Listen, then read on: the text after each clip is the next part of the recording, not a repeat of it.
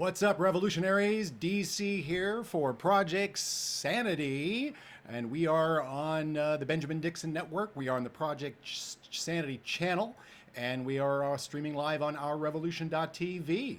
We have a special show today.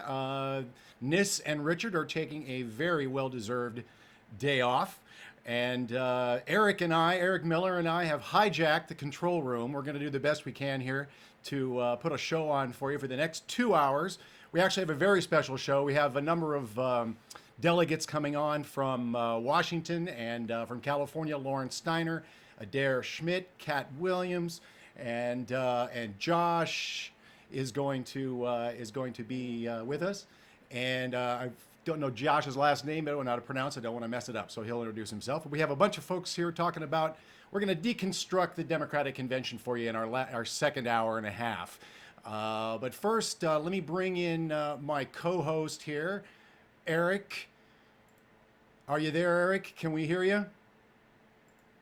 Oh, go ahead. Say hi again. I got your audio on now. Okay. As long as you got it on now, Dave, we're good. Okay, great. Yeah, no, it's, I think we hear you now. Eric, how are you? Thanks for jumping in and helping me take over the ship here on Yeah, Project no problem. Sanity. So I'm pretty excited about today's show. It's a little bit different format than we normally do. So it's going to be pretty cool to do kind of the panel and hear all of these varying opinions. We've definitely got a diverse group of people here tonight, so that'll be pretty awesome to hear kind of an insider's perspective of the convention. Like you pointed out in one of our meetings, Dave, there hasn't been really, especially for us, a time to deconstruct and kind of relief and release after the convention and talk about what really happened. And it'll be great to have these voices here to give us their perspective of what happened.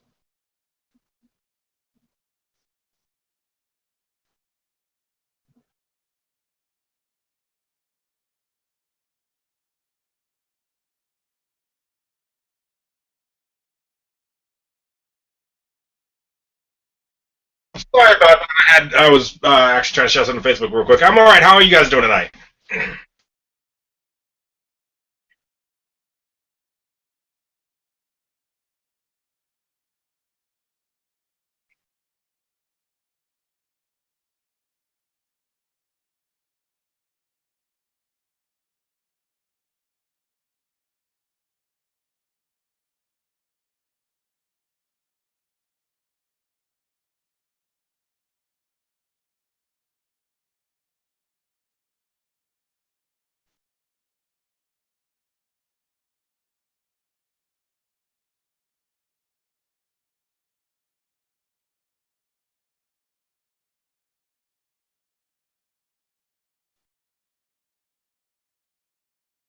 Really? Oh, no.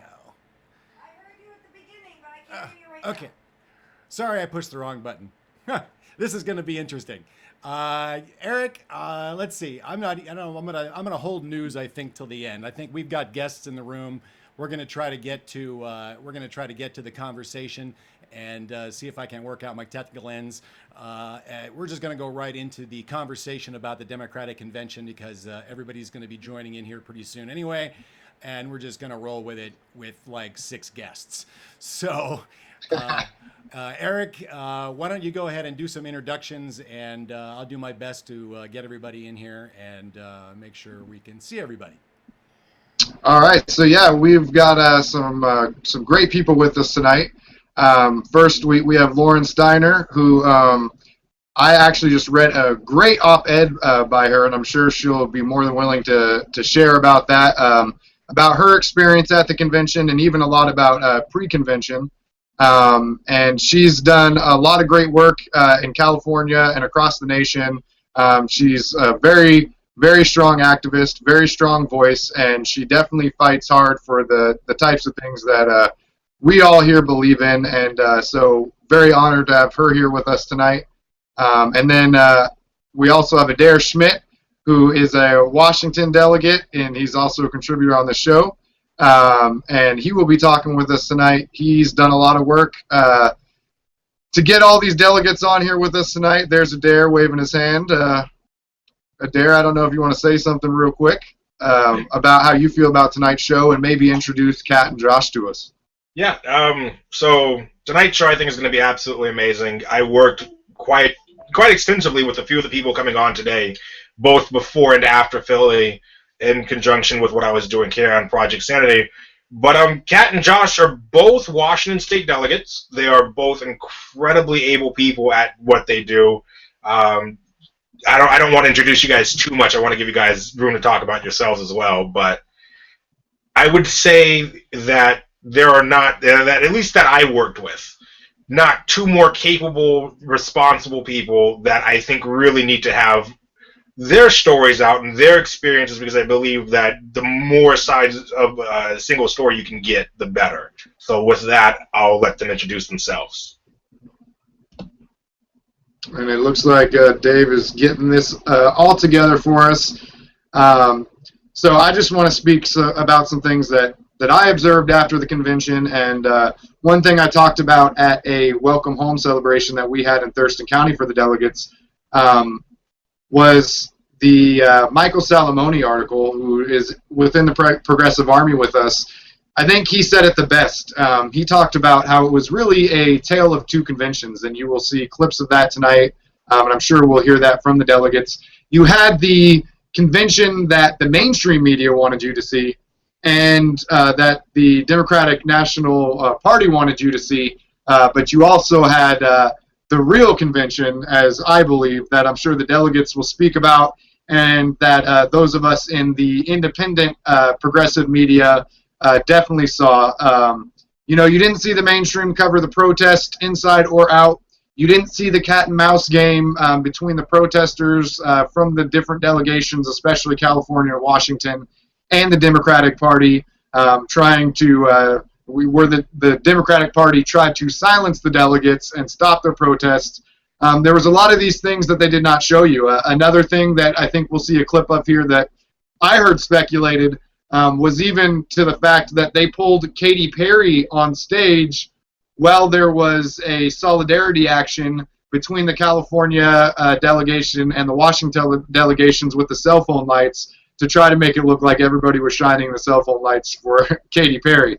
So I think there's all these things that we saw go on, and I think Dave is ready to play one of these clips from a meeting that I went to this past Friday with delegates from my area talking about their experience, and I'm sure Kat, Adair, and Josh may recognize some of these people. So whenever Dave is ready to play that clip, we will be ready as well, and I'm sure he'll just cut me off, and I definitely don't mind that. And it looks like he's just queuing that up for us.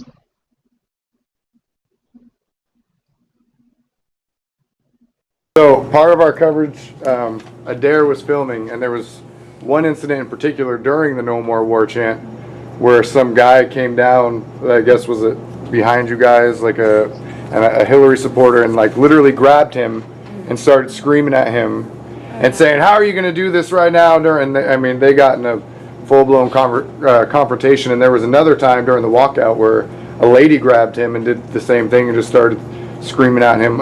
Were there a lot of incidents like that, or did he just happen to be in two of them? He was doing the live streaming, which you're doing. But also, I think, Adair had made a really valuable and important comment in one of our meetings. People were saying, we got to stand our ground. And Adair is an African-American male, a young African-American male. He expressed, when people act out, I'm the one that has to suffer through the repercussions, because I feel like I will be targeted. And I can say for myself, as a young Caucasian white female, look like a wolf in sheep's clothing, people did not give me any problems. But I can say other people in our delegation, especially male and male minorities, have not had a similar thing, and I do think they were unfairly picked upon.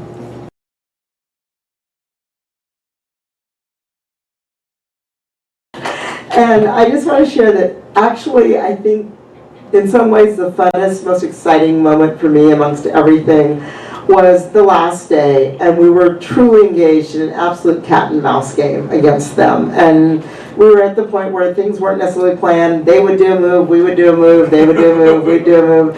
And I just loved it. And there were chants and stuff, but at one point, there was like a video going or something, so the lights were down. In California, they put all the flashlights on their phone, and they just started doing this. And of course, we saw that, so Washington popped up and did that, and then the other states, the other Bernie people saw that, and it was this absolute moment of solidarity with everybody else, with nothing planned, no words, no nothing, but if you felt that solidarity. And it was really funny because then Katy Perry came on, and they said, so, while she does her act, turn on your cell phone flashlights and wave them to her music. And then there was another point where we just started waving like this to California, and then they started waving back, and we started doing that to all of them. So it was like this total cat and mouse game. And, to think that this is the most powerful political machine to ever exist in the United States, and a bunch of us ragtag people could have them constantly guessing and on their feet. It is something to be incredibly proud of. And that's what I want to leave you with, on a moment of victory, because it really was. Thanks.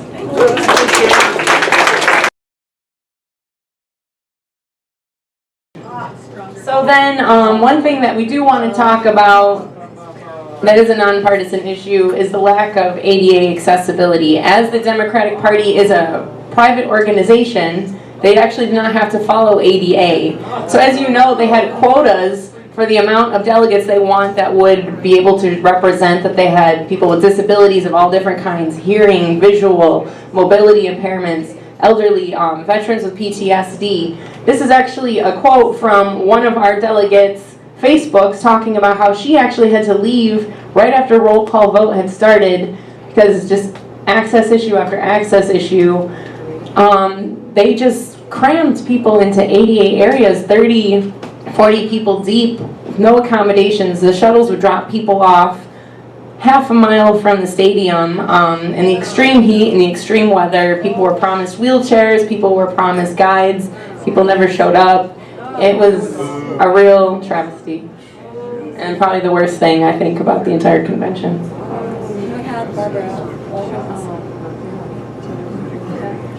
I just want to say that we had Barbara Ullman, and she had issue with her leg, so we kind of went through all the troubles with her of going from the shuttle to the convention and back. And I just want to say that they put because there was no space, there's no ADA accessibility, they lined up all the people in our area, and Pam Keeley, who was a nurse, was also a delegate, had to take care of all of them. She requested help from other delegates, Hillary delegates, and she asked, well, could you also contribute with the help to delegates? And the response she got was, we are all unified, so why don't you take care of all of them? That kind of rubbed me when they talked about what was happening with the folks with the ADA. I was so angry with that. And I don't know, it's open, a lot of you may know, I actually have multiple sclerosis, and it affects my eyesight. So there are times when, if you see me driving, you should be very afraid. Don't ride with her either. So, but I kept thinking about, at any moment in that convention, because stress does affect MS, I could have woken up and not had very good eyesight. And I could have had to have somebody helping me getting around. And I thought about what it would be if that had been me needing that help and in those positions. And it made me so viscerally angry the day after the roll call vote with the stuff that went on, and having it so unsafe that they had so many wheelchairs in one area that the wheelchairs were actually like connected and getting tangled up with each other. But the one thing I do want to say too, and this is what was disturbing to me, and I really had a long conversation with another delegate there, because I'm like, okay, am I putting on the tinfoil hat here or what? But, you know, I hung out with a couple of other troublemakers, labor folks, and at a certain point we sat down and we compared conversations, and some of you guys might remember there was this very young guy who was always hanging out with us when we were in our stands, but he also was at the hotel, and he was at the party, and he was at the event where I saw my good friend Mr. Remember that, where we saw each other? Yeah, my little shadow was there watching that too. So, yeah, it's really disturbing to think that. And I'm pretty sure he was just DNC because he really wasn't very good at the surveillance thing, because we figured out he was doing it. But there's that. And we did have somebody from our delegation who was pulled off by the Secret Service. Who was one of the people that had been instrumental in starting One the Chance, and he was pulled off by the Secret Service. Nothing really happened to him. They just talked to him for a while, but it was intimidation. All right, so that is the end of the clips there.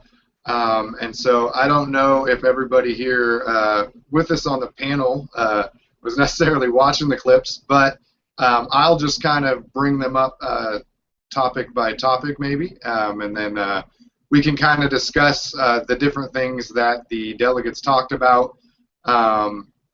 And so the first thing that I think would be really cool to talk about with the the first thing that I think would be really cool to talk about, especially because we have Lauren here with us, and then we also have a few people from the Washington delegation, was the moment of solidarity with the camera phone flashlights.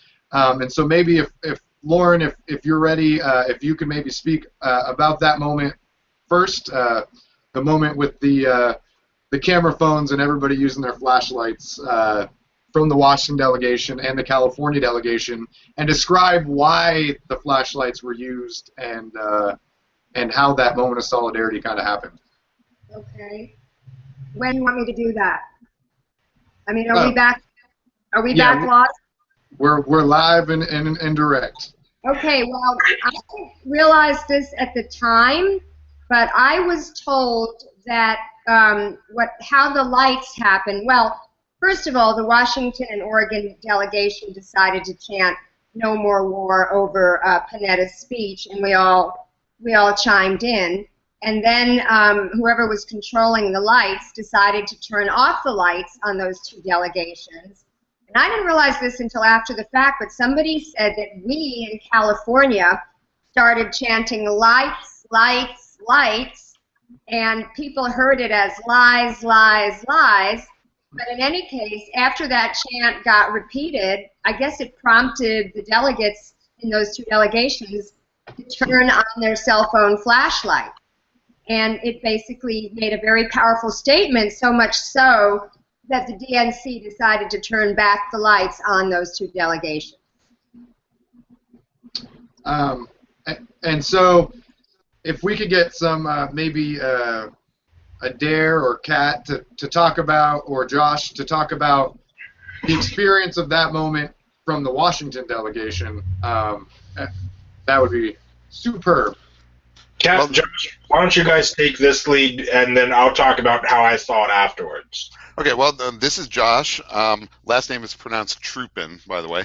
I was promised that Nis and Richard would be on this week, but I'm disappointed. But anyway, so we, after the nomination and the floor count on Tuesday, we basically made a conscious decision to address issues specifically, because there's not going to be a nomination fight. There's not that much use in trying to convince people to change delegates and stuff like that.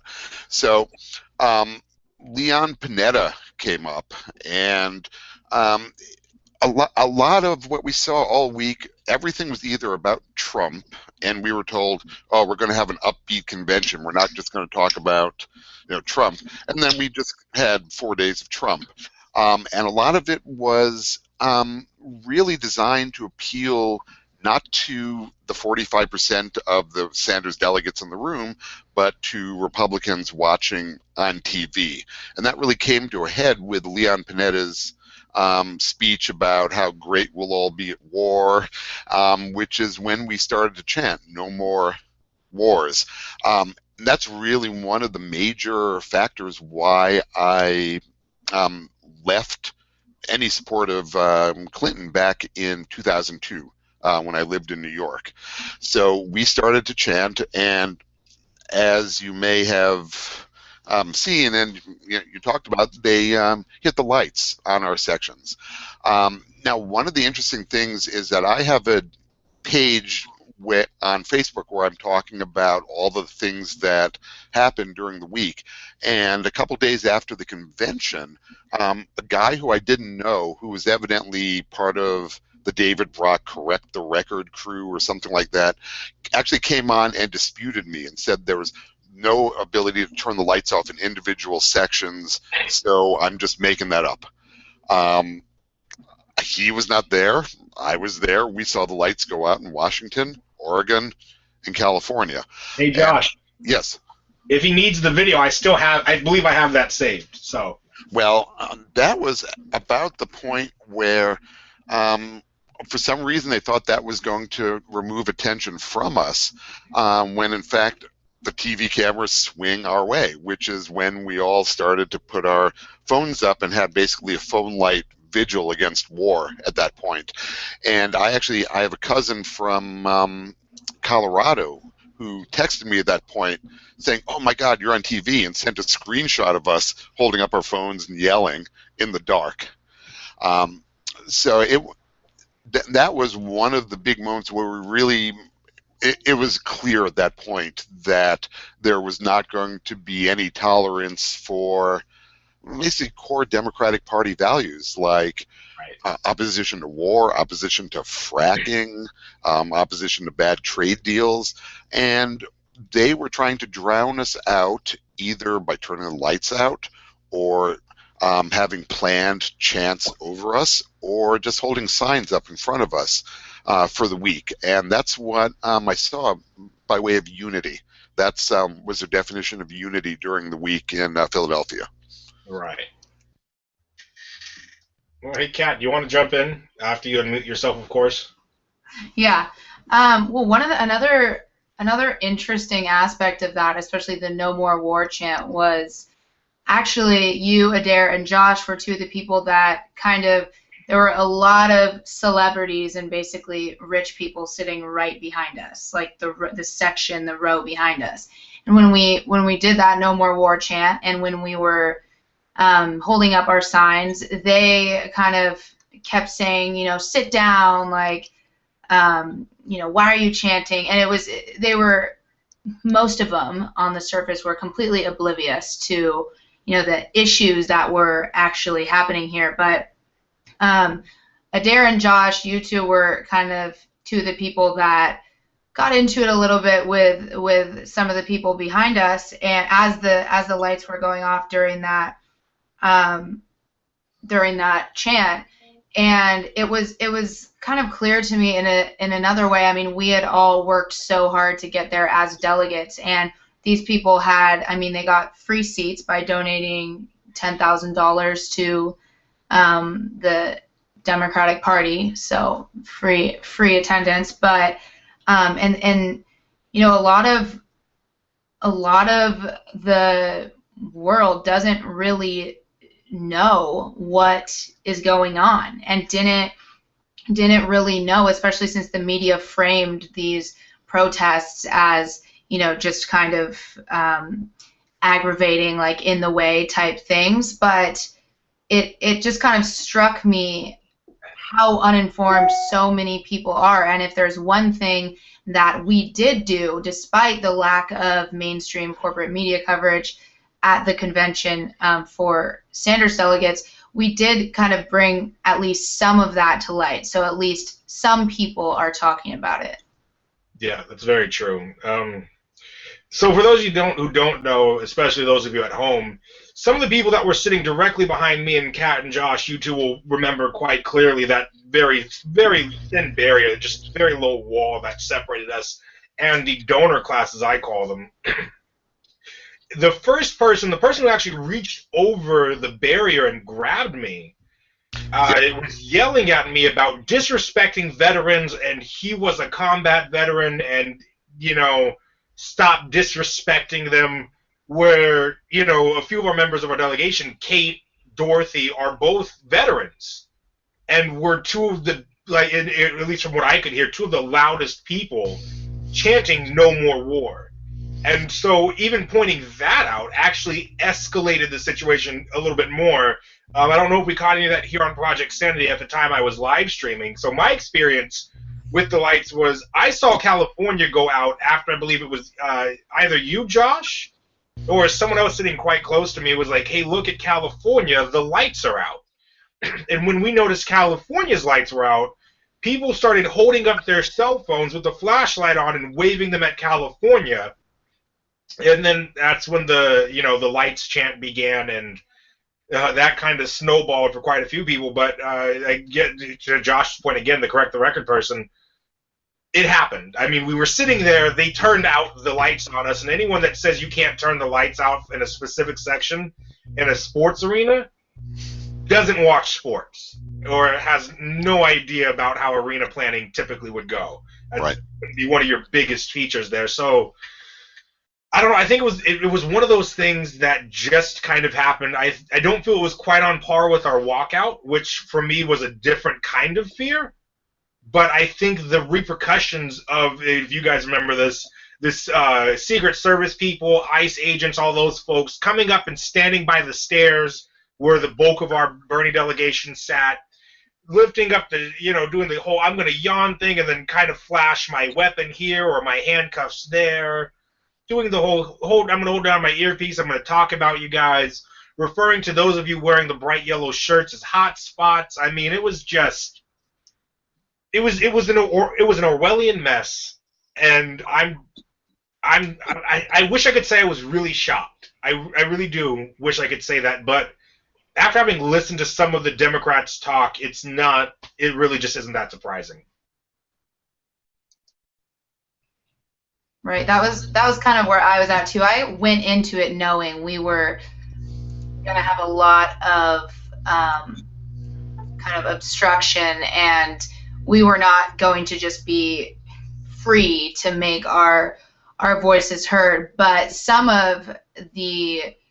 by the end of the convention, I mean, anyone that even had a Bernie Sanders, shirt or button, they were kind of like a hot spot in certain ways. I remember another national delegate and I were standing in the aisle talking to one of our other delegates about where we were going to sit, and one of the security guards came up and started talking on his radio. We're going to have a problem with these two women in the Washington section. No one was walking anywhere in the aisle. We weren't in anyone's way, but he just came up and was basically like, am I going to have to kick you guys out, basically, for standing there, which I expected some of that coming into it, but a lot of it, especially towards the end, was pretty surprising.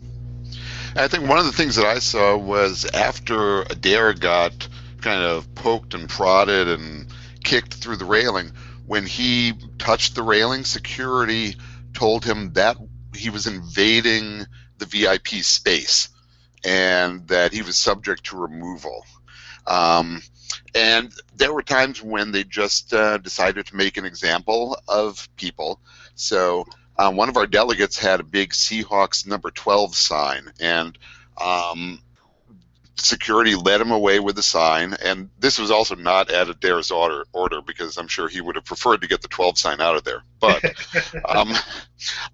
but he had the sign removed, and he was told he could not bring the sign back in, and he would be removed from the arena permanently if he did anything like that again. some signs were allowed in. We suddenly had a non-regulation big Hillary banner unfurled behind us during the roll call on Tuesday.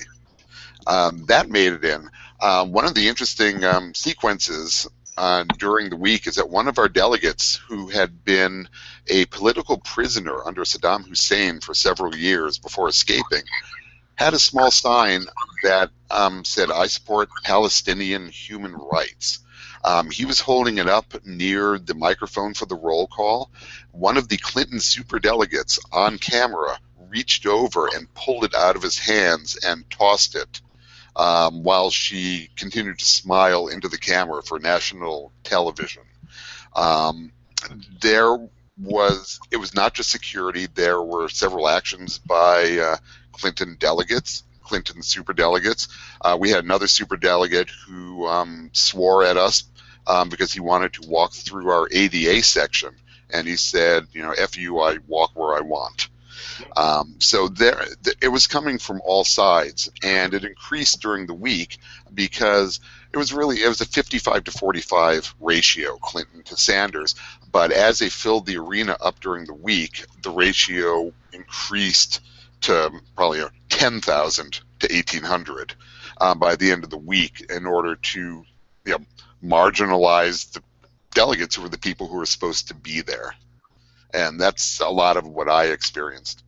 Well, that's something you just brought up, something that I heard quite a bit about, and I think we all, those of us that are delegates, and Lauren, if you want to jump in on this too with your experience over in the California delegation, the paid seat fillers. You guys remember them when we were sitting, and these people without credentials came in, and I think I've got the two best experiences that I have that sum this whole thing up. Is before the convention started, I believe it was Thursday. Josh, you and I got there incredibly early that day. Thank God for subways. Yes. But we got there incredibly early, and as I'm sitting in the Washington area, I see two people that I have no idea, who they are. And so I go over, because this is after I was asked by the Hillary delegation's sub-caucus chair to help bounce anybody that was not a Washington state delegate out of our chairs, because they even had issues with seat fillers coming down. I went over and I talked to them, and he was like, "Well, I'm a delegate, and so is she." And I was like, "Well, I've never seen you guys before, and I know most of our delegates." So I was like, "Can you guys answer just one simple question really quick? Who is our state party chair?" And the response was, "I don't know." And so I said, "Well, if you don't know who our state party chair is, I don't think you're a delegate, and I'm going to have to ask you to leave our section." To which he replied, "Well, let me make a phone call to somebody else in the state party who's fairly high up." And he's like, "Here." He talked to him. He's like, "Here, talk to this gentleman who doesn't believe that I'm a delegate." And I was like, "I'm not going to talk on the phone. I'll get the Hillary sub-caucus chair, and if you're a Hillary delegate, he'll let me know." Well, Javier comes down, and the guy does the same thing. "Well, talk to this guy on the phone. Talk to this guy on the phone, blah, blah, blah. I donated so much money. You guys need to let me sit here." I mean, just absolutely ornery about it. And I was like, "Well, that's what it is." So he ended up being lent the floor passes from our state party chair and some finance person within the party, and they thought that made them delegates. And because they donated so much money, they could do whatever they wanted, and I just had to kiss their feet. Well, that's not happening, at least from my end. I don't know, Kat, Josh, Lauren, what were your guys' experience with some of the seat fillers and just general assholery that happened? Well, I always managed to sit up front with the Hillary delegates because I wanted to get into their midst. So I was not as harassed as the rest of our delegation who were up in the nosebleed section. Right. As the week went on, they moved us higher and higher so as to put us out of the view of the camera, because they realized that a lot of the action was coming from the California delegation. So by the end of the week, we appointed whips. We had a meeting every morning. I don't know if you guys did this, but every morning we had a meeting in the Marriott. We elected our own representatives because we weren't going to be content with Jerry Brown representing us. So about a month before the convention, we started the process of electing, and we didn't call them chairs, we called them co-representatives, and it was Karen Bernal, who was a co-chair, actually, of the California Democratic Party's Progressive Caucus and pretty radical, and Bill Honigman, who was Progressive Democrats of Orange County, and also a close friend of Tim Carpenter, the late Tim Carpenter, who actually had the idea to have Bernie Sanders run. So those two were elected, and then we had regional coordinators, as we called them. We didn't like the idea of the word whip. It sounded too violent, so we called them regional coordinators. And they were the ones who were sort of in charge of getting information out to our regions, because California is so large. And Melissa Michelson was our Southern California regional coordinator. So we actually had a meeting at her house the weekend before the convention to talk about what we were going to do, because as I said in my article, we were really operating in a vacuum. Do you want me to talk about before the convention now, or do you want to get to that later? Let's save that for a little bit later and just kind of talk about the seat fillers real quick, because I do want to get Kat and Josh too. Yeah, so what happened with that was Melissa Michelson, and we also, because they got so aggressive towards the end of the week, we had people that were in charge of standing in the aisles and guarding our seats. We had people come on Thursday. In fact, I remember getting texts as early as 1 o'clock from Josephine Piorelli, who was from San Diego, and she was fantastic because every day she came in a costume, and the first day she came as Princess Leia in Star Wars, and the second day she came as Lady Liberty, and then on Thursday she was dressed in a suit, and we said, who are you dressing like? And she said, a Clinton delegate. So I said, well, you need a lot more Clinton swag if you want people to think you're a Clinton delegate. So she was on the lookout for as many Clinton buttons as she could find. But in any case, Melissa Michelson was accosted, basically, and almost thrown out for basically doing what you just said, checking credentials. Because people were coming in and they were taking these seats that we had come early to save. And even when we got there early at like 1 o'clock, we had seen that they put all these little white papers on all the seats that basically said reserved for Hillary delegates. So our people took them off and, you know, put our own bags or whatever we could put there to try to reserve the seats for ours. And then, you know, when the conflict started and they tried to remove Melissa for basically asking to see people's credentials, our people swarmed around her, started videotaping live on Facebook Live, and shouting, "Let her go! Let her go!" I mean, I felt like I was in an Occupy, you know, encampment here on the floor of the Democratic Convention. I was looking up at it from down in my seats, but they managed to keep her inside, and we secured our area as much as we could, considering all the shenanigans that were going on. Yeah.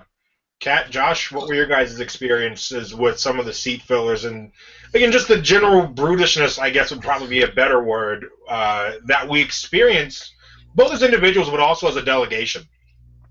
Well, I can tell you that it started to really pick up on Tuesday, and it got worse through the week. As we were kind of in a location where we were like a dead end with a rail behind us, but we still had a lot of random seat fillers coming up, and you would ask them what state they were from, or just, you know, a simple question like that, if we could help them. And in every instance, instead of answering like a normal person, they would say something like, "Okay, settle down," or "I'm not talking to you." So it's my opinion that they were told to try to incite some action by Sanders delegates for the purpose of, you know, getting security over to, you know, on a pretext. And it got the worst on Thursday when we had a number of just people, they look like, you know, college Democrats, starting to just pack our stairway, which was obviously, you know, a fire hazard, and they wouldn't leave.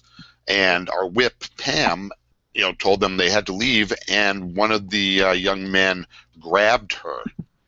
She started yelling, "Get your hands off me," and I jumped down with my cell phone camera and started filming. The second I turned it on, his hands were off her, and then he started doing the "okay, calm down, lady" hands at her, and was trying to make her seem like she was nuts. So I just held the camera right up to his face, and as soon as he saw him getting on camera, didn't know whether he was being live streamed or what, he and his two friends just filed out. They just left the area with their heads down so that they wouldn't get on camera. But all week there was just outbreak after outbreak of belligerence from seat fillers. It was beyond just people saying, "Oh, can I sit here?" It was actual verbal and sometimes physical aggression from non-delegates towards Sanders delegates. Right. Pat, what did you see, experience, deal with as it pertains to those folks? Yeah, so I personally didn't experience any. I only saw one person who I thought was a seat filler, and I had gone to some sort of like small meeting or ran to get some water or something, and I came back to my seat, and this random guy I knew was not a delegate was sitting in my seat, didn't really have any anything on him, like he didn't have any buttons on, he didn't have any bag, he was just sitting there. And the row was pretty much open at that time. It was pretty early.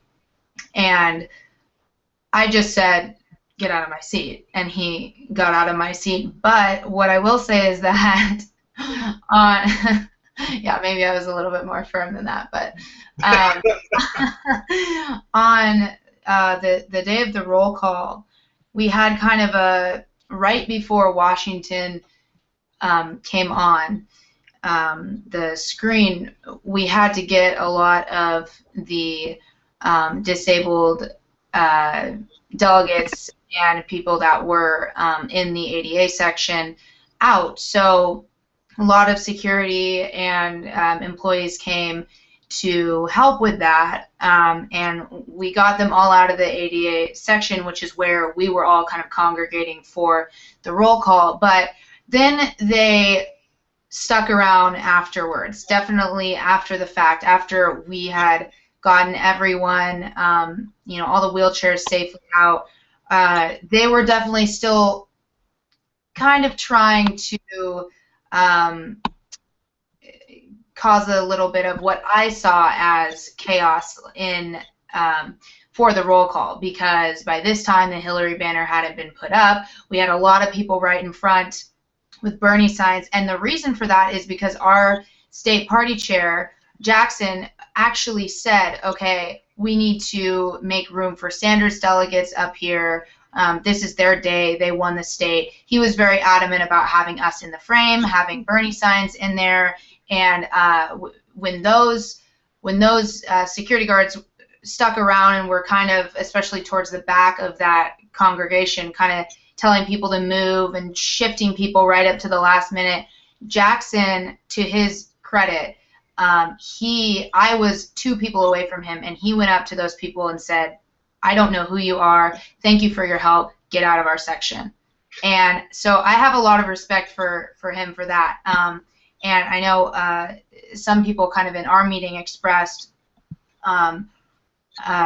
anger about the Hillary sign coming up, but out of everyone, he was the one who really advocated for Sanders supporters being in that frame, and for anyone that was trying to disrupt that to literally get out of our section. So I think that was another thing that stuck out to me, the separation between whoever was causing this at the DNC level, the national committee level, the separation between that and the state parties. Right. I would agree with you there wholeheartedly, actually. And again, to his credit, I think Jackson was probably the fairest state party chair there. And I do want to draw a really clear distinction between the DNC and your local state party. They're completely different entities. Right. So don't confuse the two. if you've worked with your state party and you've gotten to know people in your state party, those people aren't the DNC. They don't make all of the rules that the DNC does. Now, back to getting a little bit more on topic, at least from my end, one of my other experience with those seat fillers came when with what Josh was talking about. As I was standing in live recording on Thursday, I had actually started to act as a bouncer for the section just because I can physically block the walkway and not have to really deal with too much. However, at one point, I stood up near the back, and one of the ladies that I'd been having an absolute issue with the entire week, hi, if you're watching, by the way, she was overzealous about everything, but she let me live stream from the walkway that one time. And I see just this row of people start coming up, and they're standing just completely packing the walkway. It's absolutely impossible for anybody to get down if there's a fire. If something were to happen, we would have been stuck in our section because these uncredentialed folk were allowed to stand there. So when I spoke to them, my first question was, are you a Washington delegate? The answer was, well, no, I'm not. I said, well, then I need you to move. And she was like, well, there's a wheelchair coming. So I look over the side of the railing, and funny enough, there's no wheelchair. There is no wheelchair that's coming. And then at the end that we were at, there is no access for wheelchairs into the ADA section. So it was a flimsy excuse to begin with, and one easily debunked. But she kept escalating the situation, both hollering and then getting loud. And at one point she said, because I told her, like, this is my section, this is Washington State section, I need you to go. You're making this a fire hazard. It's unsafe for us to be in our area. She said, you don't own it.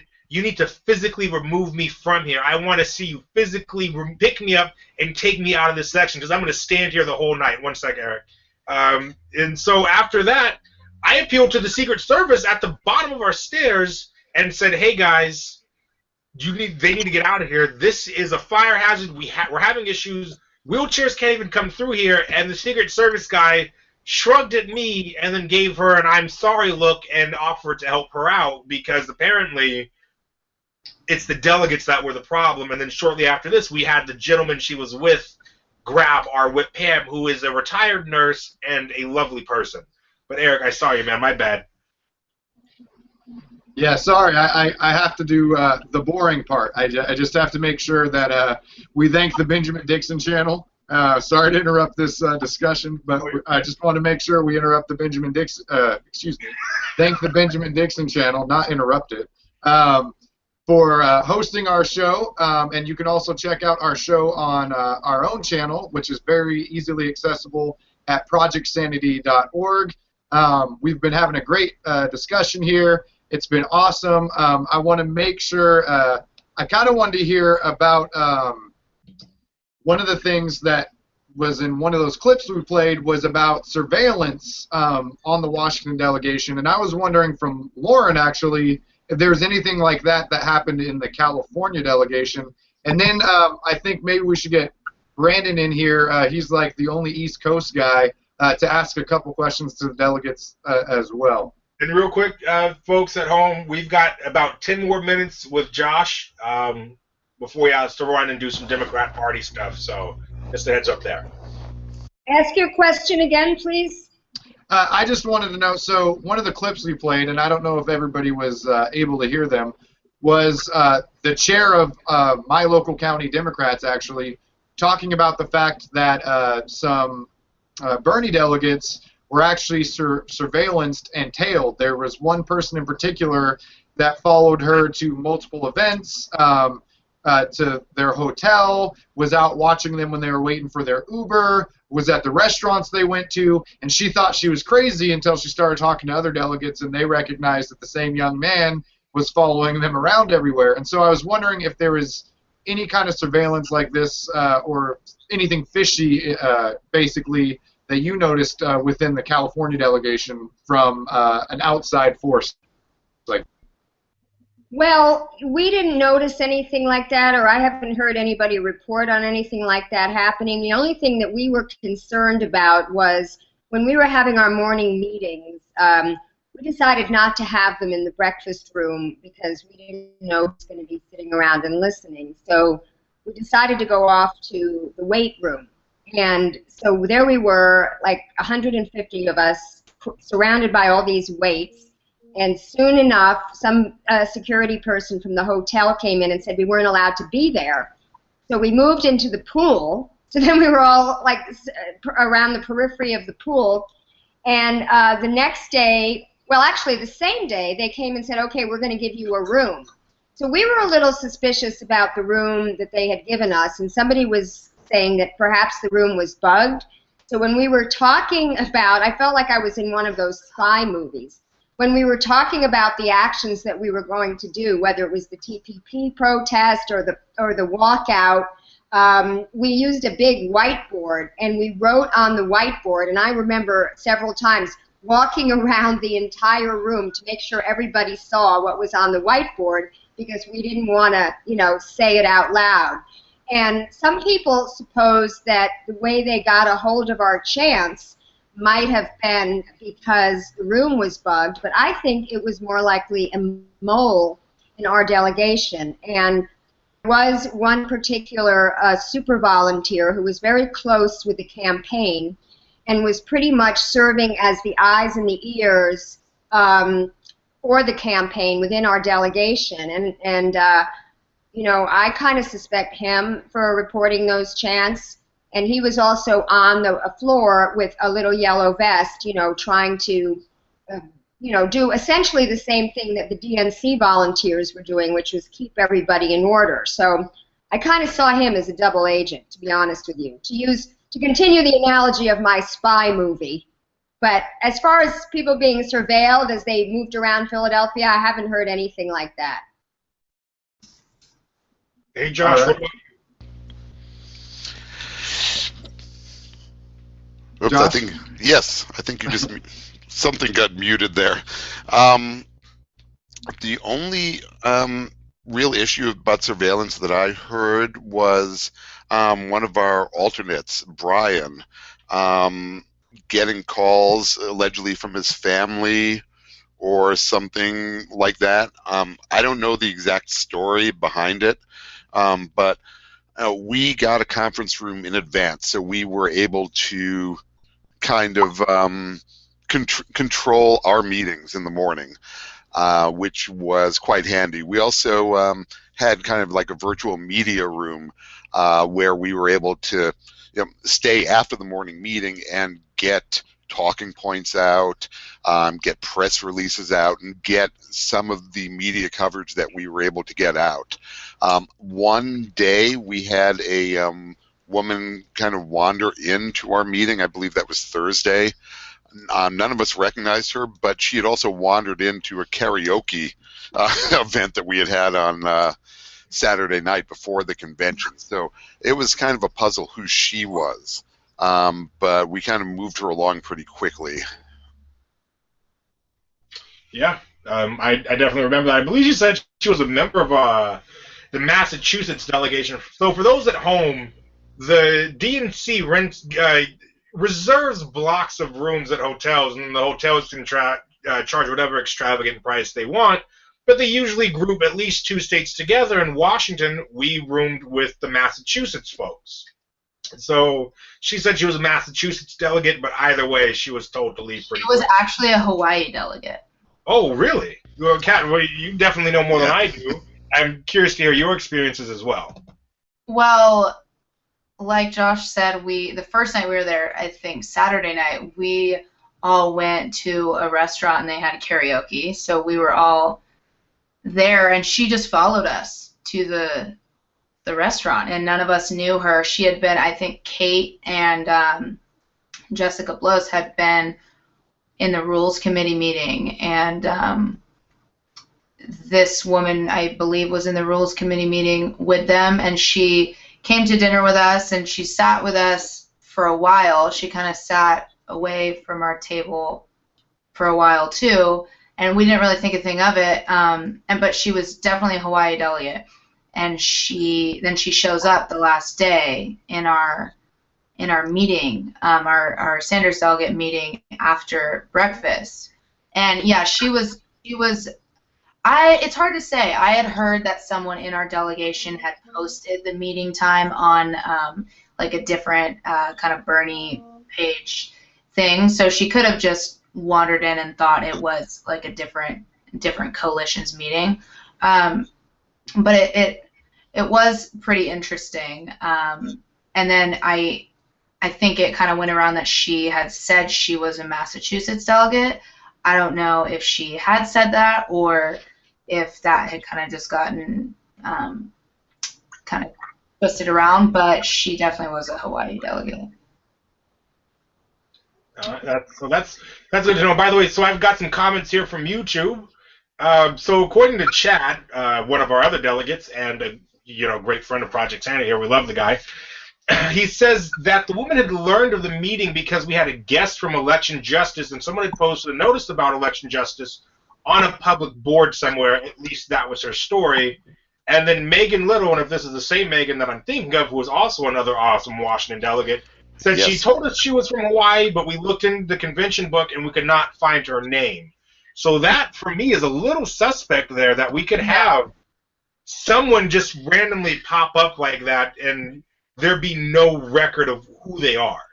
I mean, it's not entirely surprising with all the other stuff that went on. I know that Thursday in particular was, I think, actually my worst night when it came to people harassing, yelling, and then even in some cases, I do believe following. I went to go to the bathroom at one point and noticed somebody in the same suit followed me on the way there and then was with me on the way back, and it was unnerving to experience. I'm wondering who else really was targeted by, if not the donor class, but by just anybody who happened to be around. And also, real quick, I just want to throw a thank you out to Josh. I know you have to take off in a few minutes, but your contributions here have been really appreciated, man. We just want to say thank you for that. Thank you so much. No, thank you.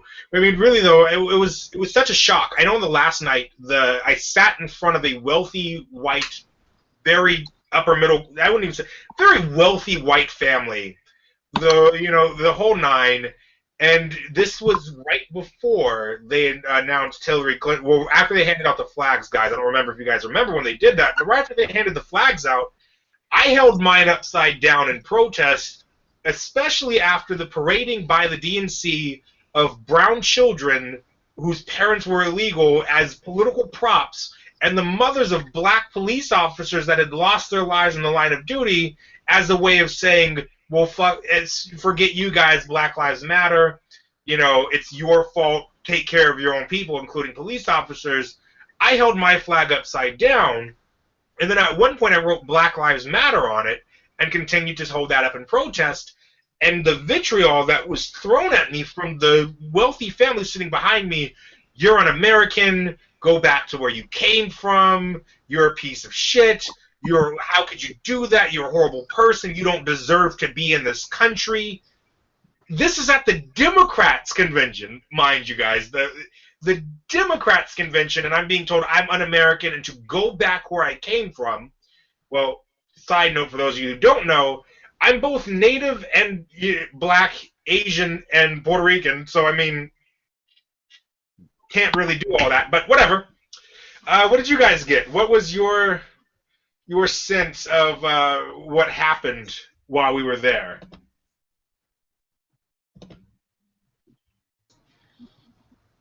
Go ahead. Oh, I was going to say, go ahead, whoever wants to talk, because there was kind of a little break there. Oh, Adair, did you mean kind of what happened last? Well, I mean, with you guys, with harassment, with any of your experiences. I've been talking largely negative, but if you guys have some positive experiences you guys want to share, or things that you think went well, I think that would also be wonderful to hear, because, I mean, my personal experience was horrible, but I don't think that everybody's was. Yeah, I mean, my personal experience, I definitely would not say it was horrible. I had plenty of positive experiences, as well as, some really, really trying and very kind of discouraging moments. But there were plenty of moments. I was really impressed with you know, our Sanders delegation for kind of even after the fact, after the convention, we've still all stayed very much in solidarity. We've been, you know, talking about meetups and ways to get progressives elected in the general. And to me, that's I'm definitely focusing on that alone as, you know, one of the biggest takeaways from the convention, that we went through a lot of ups and downs throughout the entire week, but at the end of the day, we built kind of this coalition of, you know, people that are politically active, will continue to be politically active, kind of have each other's backs, support each other, and are going to be involved in this movement and this revolution and progressive politics for a really long time. And just building that coalition and those relationships, to me, is what I have been really trying to stay focused on. But, you know, there were some very discouraging. This seems like a really, really small thing, but the merchandise booth really, really, really rubbed me the wrong way. And it was because there was basically, you know, all of these Hillary shirts and posters and basically propaganda, which was kind of expected. I thought they would have maybe had at least, you know, a few Sanders type things to buy, but the only Sanders product you could buy was a t-shirt that had him depicted as just like pretty much indisputably different than he actually looks, and it looked kind of like borderline offensive. And then there was right above it all these like very propaganda-esque kind of signs and posters that you could buy for Hillary merchandise. But I encourage anyone who's watching to kind of look up the merchandise booth, because I can't really describe it, and it seems, just when you're talking about it, it seems like a really minuscule thing. But walking into that, I think that it was kind of indicative of the entire week in a lot of ways. You know, they barely acknowledged Senator Sanders and his movement a lot of times, but when they did, it was kind of almost, for many, it was kind of like in a demeaning way, and that's kind of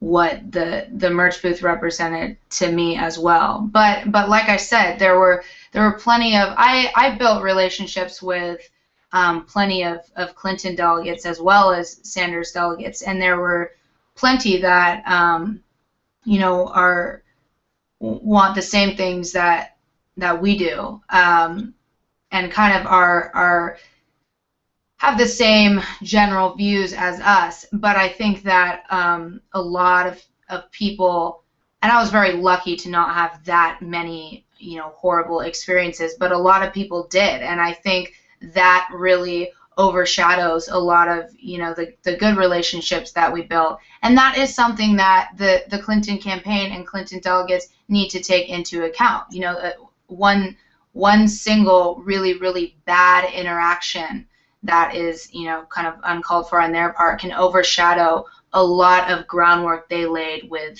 unity, per se. Well, I'd like to take the counter approach to that, because I think it was the Bernie delegates that sort of set the tone from day one. And I write about this in my article when I say that we really went to that convention in a vacuum, because we had been told in California that we needed to stay in the Marriott, which was $700 a night, and even with people having 4 and 5 people in a room, that was still unaffordable for the 4-night minimum that they required. And it seemed like that was the only thing that the Sanders campaign really cared about in the run-up to this convention. We had our confirmed California delegates Facebook page that Katrina Bergstrom started. She was fantastic in administering our group and making sure that all the delegates got in that page and participated in the election that I spoke about. and there was a Sanders staffer, Hector Rivera, who was in that page, and the only thing he ever posted about was, making sure that we were staying there, to which everybody would respond, well, are they going to give us any money towards that? Because the GoFundMe pages that everybody set up weren't really providing everything they needed. And then, of course, when Bernie endorsed Hillary 2 weeks before the convention, the funding pretty much dried up. It's like people are like, why are we sending you there if he's not even going to fight for the nomination? And then also when it was reported finally in the last week that he was going to contribute some money, then it really dried up. So I think people did get money, and that all worked out. But that was the only thing that they really seemed to care about. And we were told we were supposed to stay there because we were going to be conferring with us. We needed to be in one place so they could confer with us after the breakfast meeting, and they could confer with us at the end of the night, and it may be as late as midnight, and don't expect to get any sleep. And we'd been told all these things, and none of it materialized. So, even the first day when we had a breakfast, there was nobody to come and talk to us to tell us what we were going to do there. So when we saw the list of speakers to our California delegation for the 4 breakfasts, and we could see they were all Hillary surrogates and Hillary endorsers, and they didn't even throw a bone to Bernie to have one person who had supported Bernie come and speak to us. I think that really pissed everybody off and rubbed everybody the wrong way, and so we started booing even before we got to the convention. I mean, we booed during the breakfast, and we booed at the convention, and it kind of pissed me off because I'd been planning for a whole week this TPP action, and I really wanted it to take center stage so it would get noticed, and by the time it finally happened, there had been so much booing. There was so much booing before it and so much booing afterwards at the mention of her very name, or at the mention of anybody's name who endorsed her. It just seemed to me that, yeah, I get that it showed that we weren't going to be unified. I got that. But then on the other hand, I felt bad for the Clinton delegates that, like us, spent a lot of money to come to this thing. In fact, we had a unity cocktail party that one of our delegates set up with a Clinton delegate, and we had a ulterior motive. We had, as part of our 3-part plan, this TPP plan, which only one part of it was the mic check on the floor, but the second part was to have a unity statement by Hillary and Bernie delegates, to have them sign off on basically what the platform committee didn't sign off on, which is the minority report of Jim Hightower saying that the Democratic Party says that the TPP must not come up for a vote during the lame duck session of Congress. So we had this little unity cocktail party, and not all the California delegates were there at all. It was very, very small. But it was actually a wonderful thing, and I was sitting next to this Hillary delegate, and we talked about our kids, and we had so much in common, and this and that, and the issues of the country that concerned us, and then, the next day I was just really horrified to see sort of how unruly we were. I mean, one of the things that we had discussed in our TPP planning was that we did not want to come off like Nevada, because Nevada, gave Bernie a bad name because even though they didn't throw chairs, they were accused of throwing chairs, they were accused of being violent, and the mainstream media just had a field day with it, which is why we had planned our action to be so very disciplined. So when there was just all this sort of boorish behavior, basically coming out of not only the fact that Bernie didn't give us anything to do, he didn't give us to fight for his nomination, even though he said it would be a contested convention. There was no floor fight on the platform. There was no floor fight on the rules. In fact, one of the things that he said he was going to do, the reason why he didn't introduce any of the minority reports on the platform, was he wanted to reserve his powder for a floor fight on the rules about the superdelegates. So when I was in that Rules Committee meeting on Sunday, I couldn't believe the way his campaign produced this unity statement, unity commission, unity reform commission that they had obviously already agreed to even in advance of the Rules Committee meeting. It was like there was Jeff Weaver and Mark Lauterbach selling out, just basically putting lipstick on a pig about this reform commission, saying it was such a victory for the Sanders campaign when it was clearly something that was not even mandatory that it be passed. Yes, they had to come up with reforms, but the DNC didn't have to pass the reforms. And the committee was stacked with Clinton appointees and DNC appointees, just like the Platform Committee and the Rules Committee were. So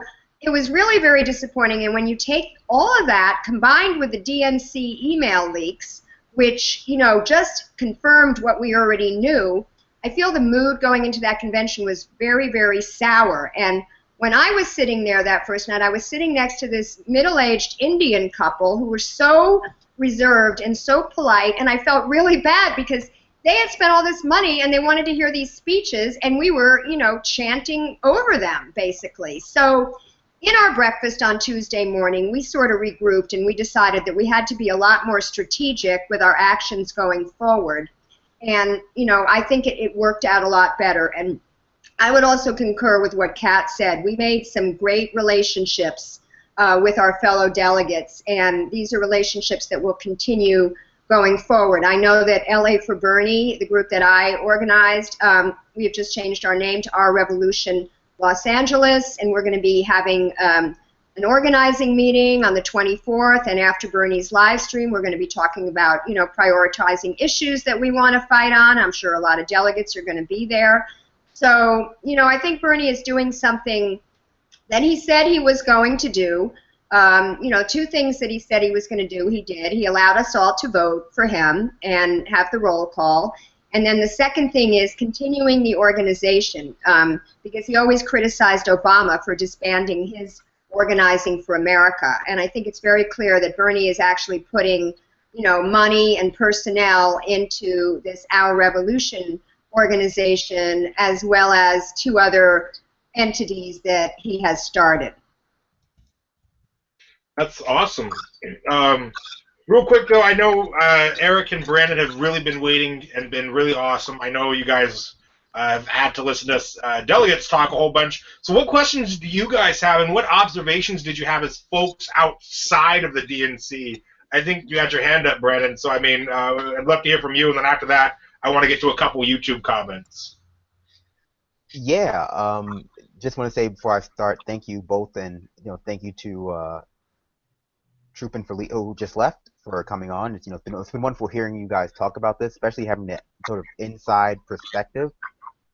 I'm going to put forth an idea here, and it might be just me in my opinion, but I think the DNC, in my eyes, from watching from the outside, was worse to watch than the RNC was. And I think a lot of that has to do with what Adair said, where it's that sort of feeling that, we're the Democrats, we're the liberal party here, and we're supposed to be, not trumpeting, not having like the war machine, not parading minorities out to sort of put a black face on these neoliberal policies. Like, it was disappointing. And I know like their goal was to stamp out any sort of dissent because they didn't want a sort of chaotic Republican type meeting as well. But as opposed to it coming across as the Bernie Sanders delegation being in the minority, it came across, like Adair said, like a sort of an Orwellian situation where the DNC had this very thin mask of unity, a very thin mask of hope, a very thin mask of of progressivism. And then every so often, there were, you had people in the background chipping away at that facade. It's like chipping away at this idea that people are in favor, like there's a sense of unity there. And it was off-putting. For me, from the outside perspective, it was off-putting to get this, to be very, very aware of how false this sense of unity is.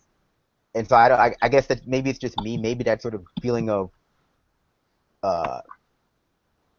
that feeling of just of it being a commercial, being so fake. It was so fake, and that made it really hard to watch. Because say what you want about the RNC, there was a lot of emotion there, a lot of real dissent, a lot of real voicing of grievance. At the DNC it was so manufactured. The unity was so manufactured to watch that it made it hard to sit through a lot of the time. Well, I certainly felt that as sitting there. I mean, I was really sad, I have to tell you. in addition to really not paying attention to any of the speeches because I was so glued to my cell phone and all these actions we were planning, and we were connected by text, and we were connected by email, and we were connected by fire chat, and I was monitoring all these things, constantly worrying about my battery being depleted.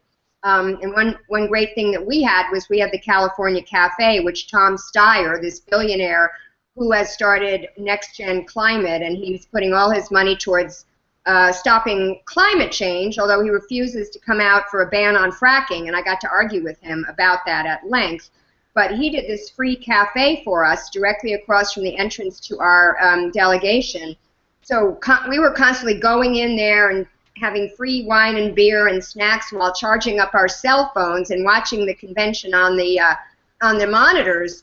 But yeah, I mean, it was just, it was most certainly Orwellian when they decided to chant over us when we chanted "No More War" and they were chanting "USA."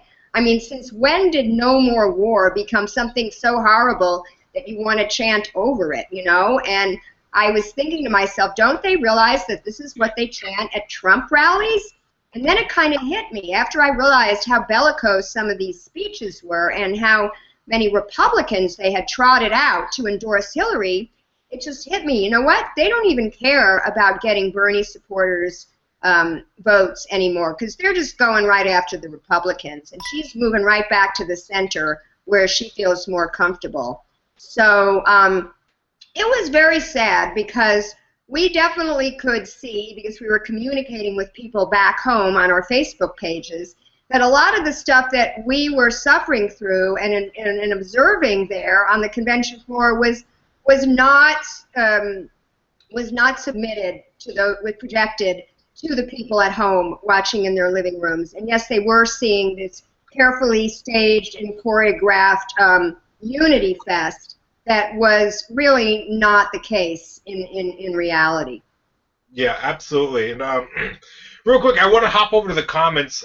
We've got a few more delegates over here, and I'm just going to go through some of this. It's kind of backtracking a little bit, but so Dan was another one of our delegates. He actually has the flag that I wrote on. I had put it down because I was shown an article that said flying a flag upside down was punishable with jail time and a multi-$1,000 fine. So I said, forget that. I'm not going to get arrested here at the DNC. Megan has informed me that the person who the family that was sitting behind me was Chloe Grace Mortis and her family. She actually spoke at the convention prior to doing what she had done. Another comment by another one of our delegates, Dan, who actually sat next to Javier, the Hillary subcaucus chair, and a few other folks, said he had a really good experience there on the fourth day. He did an absolute wonderful job in helping keep our group coordinated, as did Megan.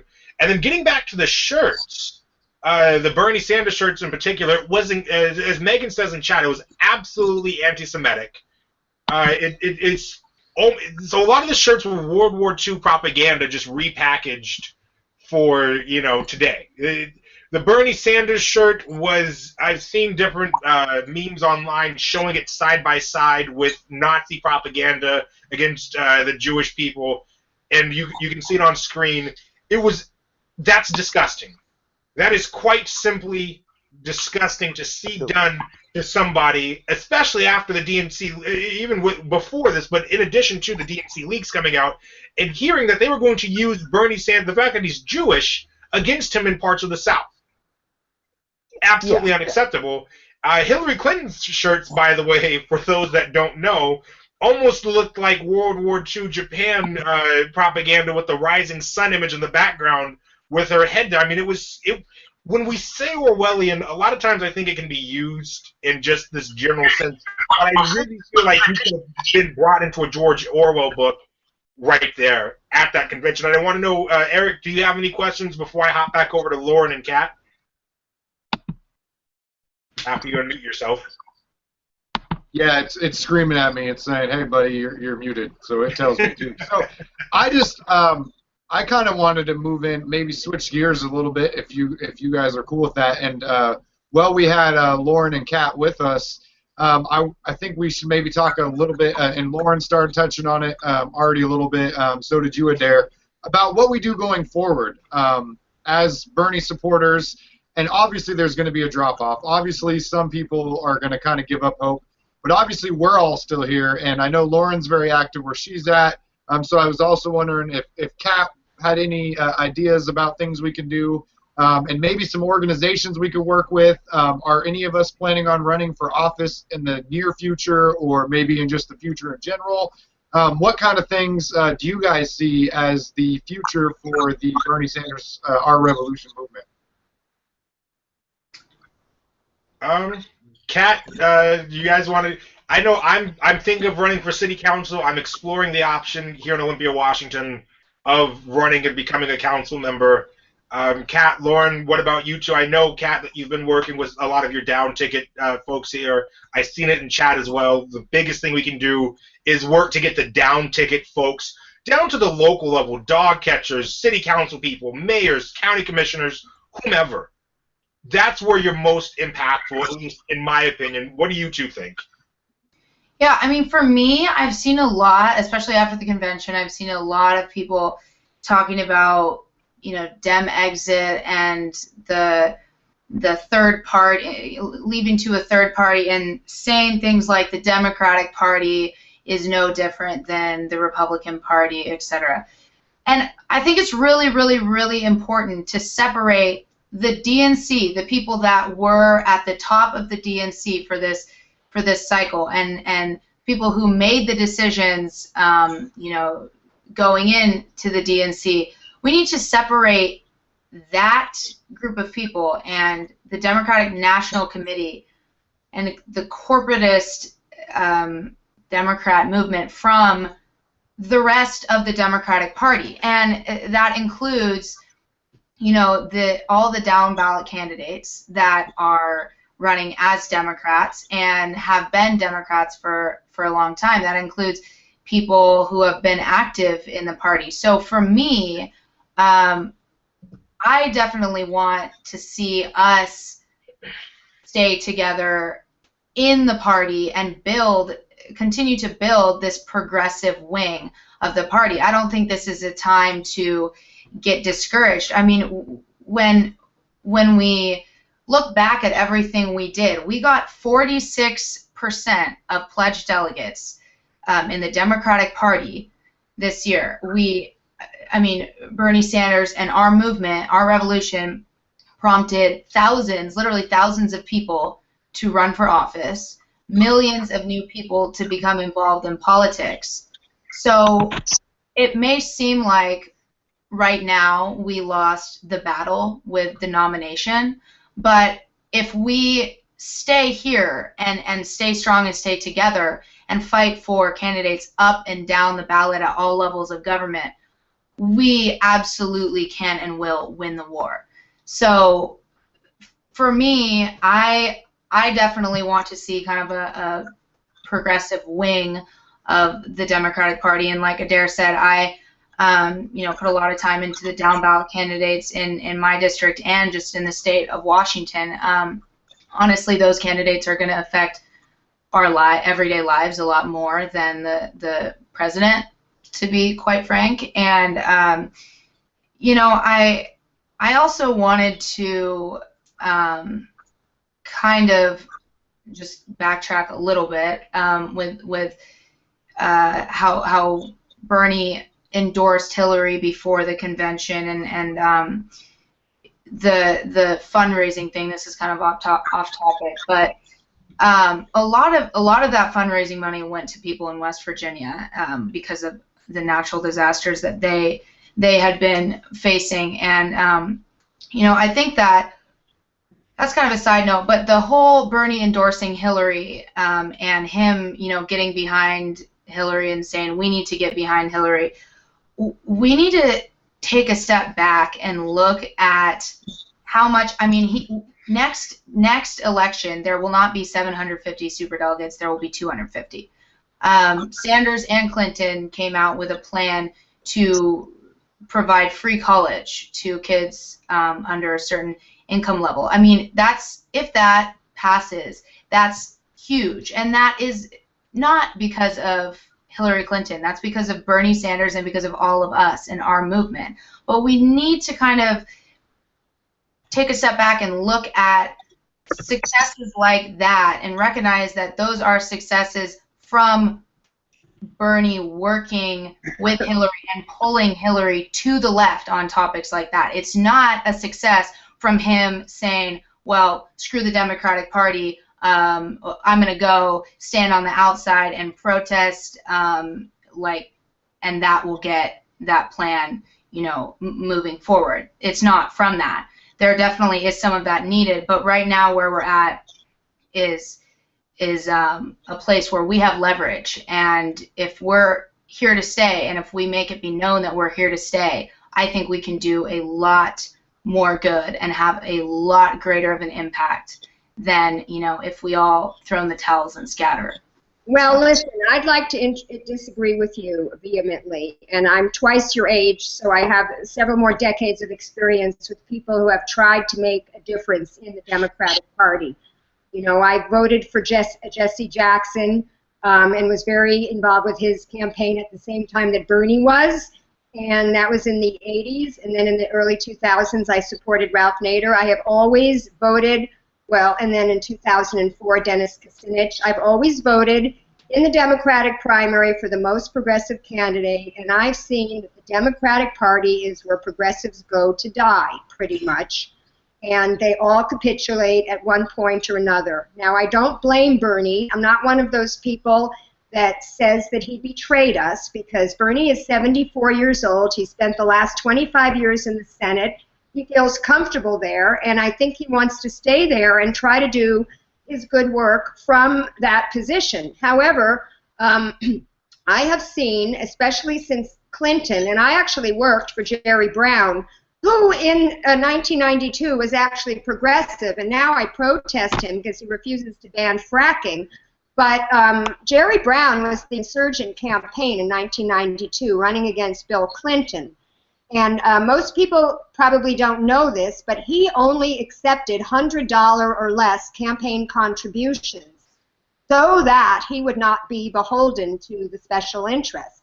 And like Bernie, he managed to stay in all the way to the end. He was the last challenger standing after Paul Tsongas dropped out because he was diagnosed with Hodgkin's disease.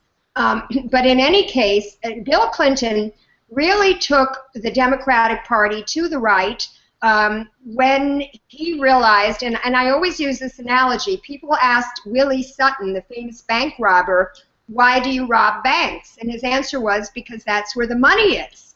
And similarly, Bill Clinton started raising money from Wall Street, because by the time he was running for president, the number of people who were in unions in this country, which was the traditional source of funding for the Democratic Party, had dropped precipitously.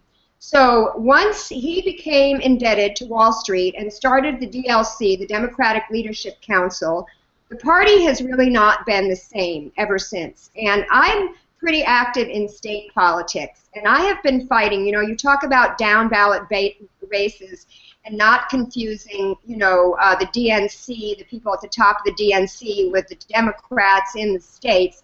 And I will tell you, we have a big problem in California with corporate Democrats, because California is a Democratic state. They never get control of the legislature. Sometimes they get control of the governorship. But in our issues, the things that I fight, most notably fracking, we are fighting corporate Dems. Most of them people of color, African American, Latino Democrats. One sec. I'm gonna stop there, because that's treading at least for me some dangerous waters. And I know Brandon hasn't jumped in yet, so Brandon, if you could get in and everyone could cool off for a second, because I feel like things are getting a little bit too heated. Brandon, I know you really wanted to pop in. I'm really sorry about that, Lauren. But Brandon, could we get you in there real quick, buddy? Well, I agree with Miss Steiner, to be perfectly honest. I feel that if we're gonna settle for incremental change, we need to incrementally change from the Democratic Party. That needs to be what we do, because I think that as far as the DNC leaks go, and as far as being cajoled and having their celebrities wag their fingers at the Bernie people for being Bernie or bust. The DNC leaks to me say that the DNC was Hillary or bust from the beginning. They were like it was Hillary or nothing for them. To the end, you know, as far as calling Bernie or bust people reckless, which I mean, I'm not a Bernie or bust. I'm still going to vote, not for Hillary. I'm still going to vote. But the DNC was so reckless with their Hillary or bust sort of message that they were willing to put forth an inferior candidate, one who could not win her own primary, in order to, you know, solidify their power and use the rigged primary, because this is what it was. It was a rigged primary because it's a corrupt system. Use that rigged primary to give her a boon in the general election. Donald Trump is the best thing that ever happened to Hillary Clinton. If we were talking about a different, more politically savvy, more media savvy Republican nominee, she would have no chance. And if we're talking about Bernie versus Trump, Trump would have no chance.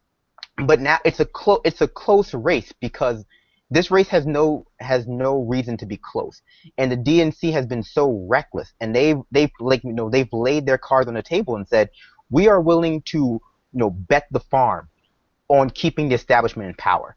As we're willing to subvert democracy, willing to do whatever it takes to keep the establishment in power.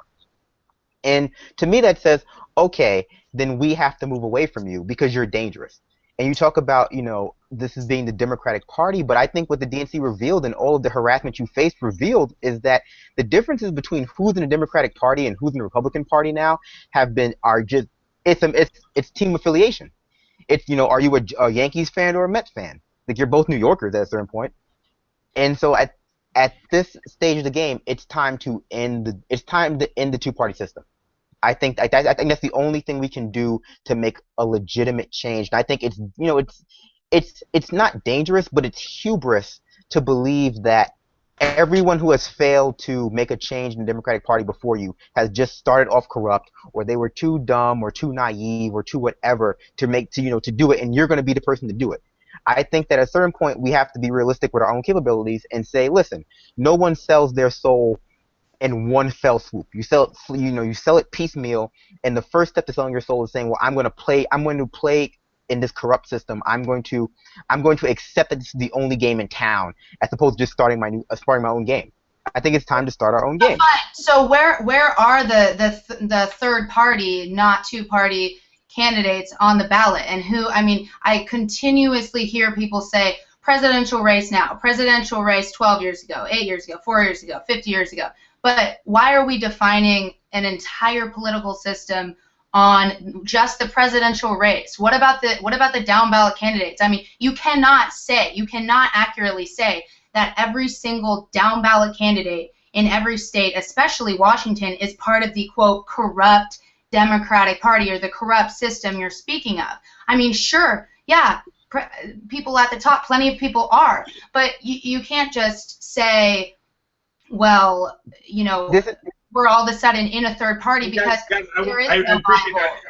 I want to let Lauren finish her thought because I did stop her, and I would also like to clarify as to why. And this, in particular, Lauren, I understand where you're coming from, but I feel that race, or rather ethnicity, is more of an aggravator than a descriptor in this case, especially in light of what's happened recently as a black person, as a person of color, what I've dealt with recently from politicians and people within the party. Right now, that's more of an agitator than I feel a descriptor. So I would love for you to finish where you're coming from, but that is why I jumped in, because it got to a point where it could get offensive.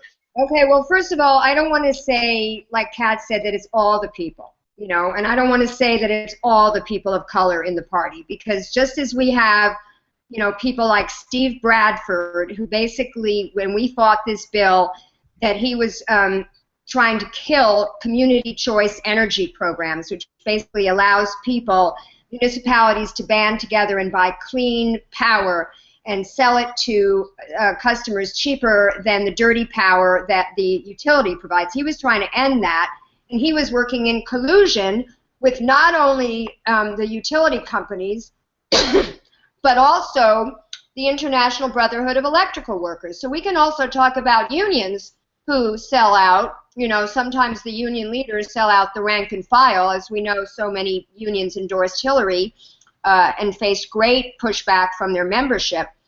But, you know, for every Steve Bradford that we have in California, we have Holly Mitchell, who is a woman of color who introduced our fracking moratorium bill and fought really hard for it.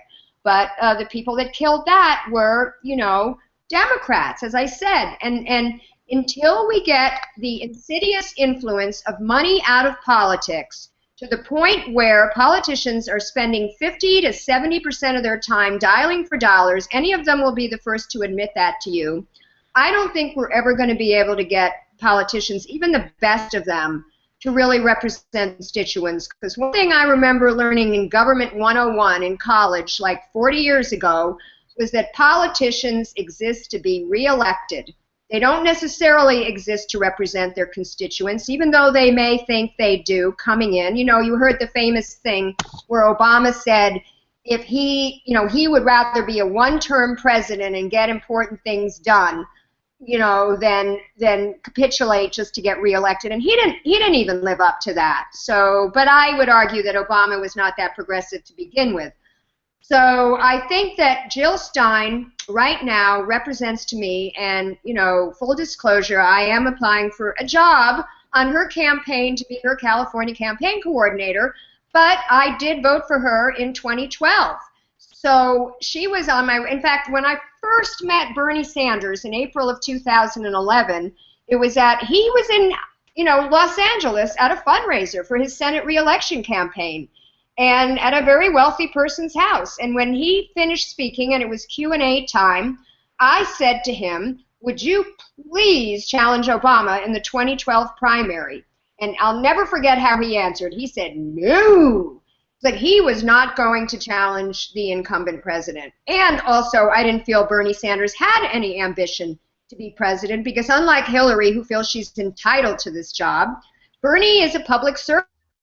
And he's just wanted to do his good work in the Senate all these years. And I think the reason he came in 2016 was he could see that Elizabeth Warren wasn't going to do it. I think he would not have run had she challenged, but he felt that, you know, after all these years of neoliberalism and neoconservatism, which is what I think caused the rise in right-wing nationalist parties in Europe, the Brexit vote, and the popularity of Donald Trump, the austerity caused by neoliberalism, with everybody being a debt slave pretty much, and the migration caused by the neoconservative, you know, overthrowing of these totalitarian dictators who at least kept Islamic fundamentalism under check.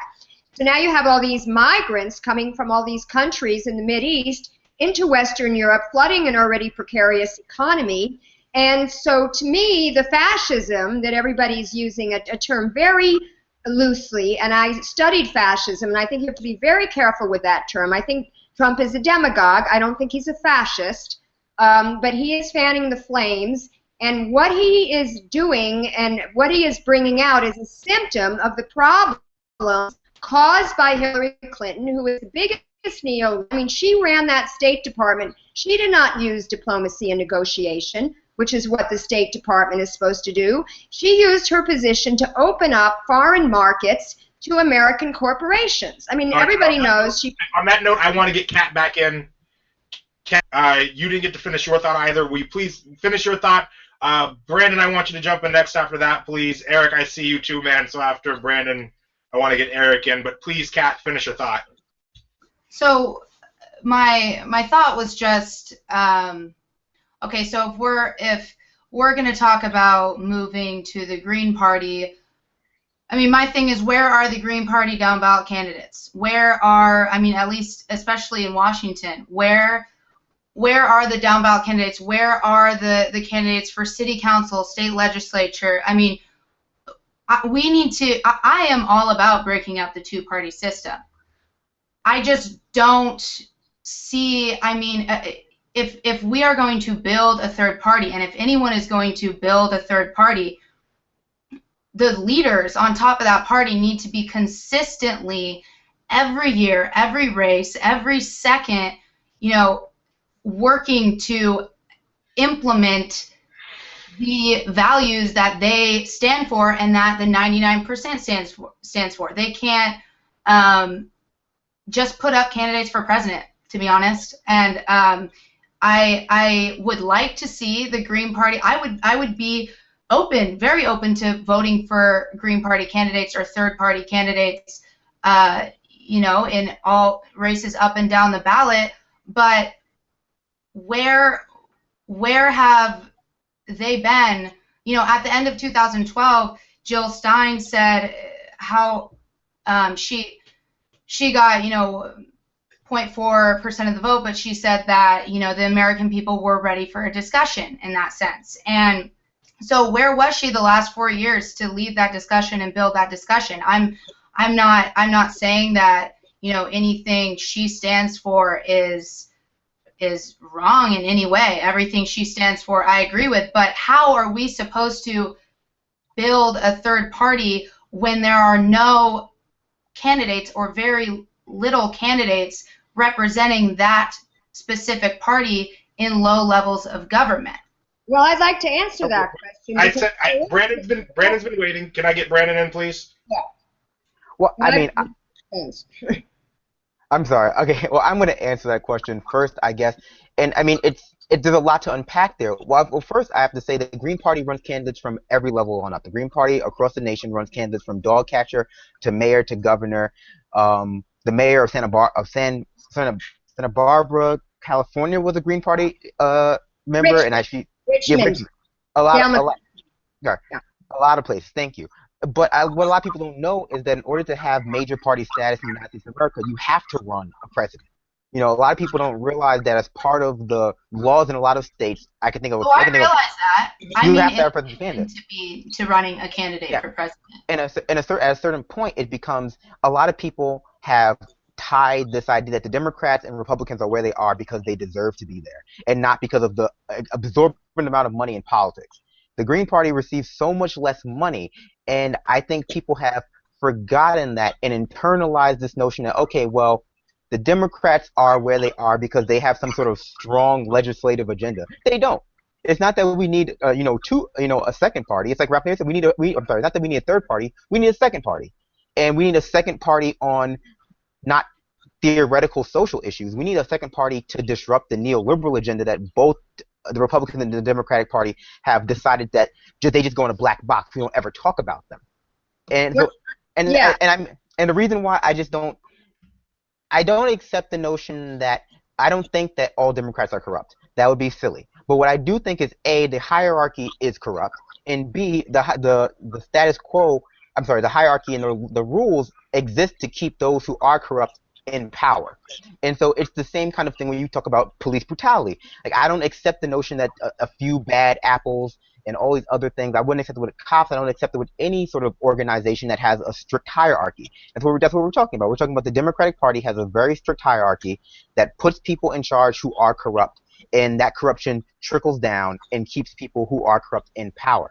And I understand that at the local level, that is lessened, but it's like Ms. Steiner said, you have a lot of corporate money coming into local elections now, a lot of corporate money coming into city council elections, school board elections, state judge elections, county judge elections, to the point in which we're now talking about the well being poisoned. It's like it at a certain point it becomes easier to separate yourself from that poison. Well, and I'm not saying it needs to be all at once, but it does need to be a slow trickle towards a real progressive party in America. It can't just be, well, we're going to keep giving them our power, we're going to keep giving them our votes, we're going to keep giving them our votes, we're going to keep giving them our votes, and then maybe one day they'll change if enough of us do it, because as they've proven, they're willing to rig the whole system, regardless of the demographics. Hey, Tim, we get Eric in real quick? I know Eric had something he wanted to say. Eric, can you pop on, buddy? Sorry, I think you saw me getting a little anxious because this entire discussion is like the inner monologue in my head. As some of you may know, especially Adair, Brandon, and Dave, I am going to run for city council very soon. I am a PCO for the Democratic Party right now. I wasn't fortunate enough to be a national delegate, but I was a delegate to the state convention here in Washington. And so I have been very involved within the Democratic Party, and I never thought about necessarily leaving the Democratic Party, even with all the things I was dissatisfied with, until DNC leaks. I don't deal with corruption. That is something, all the other things, the corporate money, all that inside, I was like, okay, I can get over it because that's not anything that is affecting my personal life, which sounds a little bad. And I thought that the infrastructure of the Democratic Party appealed to me because I want my message and my platform and the change that I want to give to our community. I want those things to happen, and I realized that outside of the Democratic Party, it will be a little bit more difficult. And so I wasn't going to go with the Green Party, even though I feel like my ideals line up a little bit better with the Green Party. But after the DNC leaks and seeing that this was so unfair, and I'm going to be completely frank, I still at that point had not made up my mind.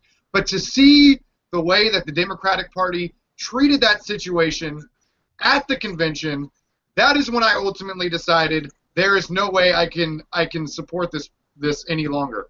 Now, right now, I'm in this state of flux where I am attending Democratic events because I am an elected PCO, and I'm also attending Green Party events, and so I'm kind of in both. And it's awesome to hear you guys discuss this because this is the discussion in my own brain right now, because half of me says if I join the Green Party and run as the Green Party, there may not be any chance for me to affect the change that I would like to affect within my community because I might not get the infrastructure to get elected that I need. But then do I really want to represent this party of corruption and that this party that idealistically is almost going against everything I say or everything that I say? I am wanting to be a candidate of transparency and openness and anti-corruption.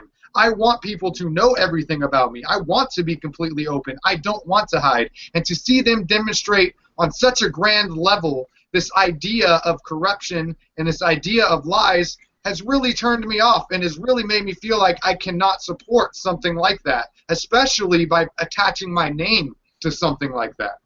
Well, let me address that because... One second. I want to jump in here real quick because I've listened to a lot of things being said by everybody in this hangout, and I also want to jump real quick because I want to mention something that we had in chat before I even get into what I was going to say, is Megan, who dropped a comment saying, according to her research, there are 100 Green Party office holders nationwide, right? So I think that's something that, A, would have to change, and I'm a lot, in this sense, I'm a lot with Eric here.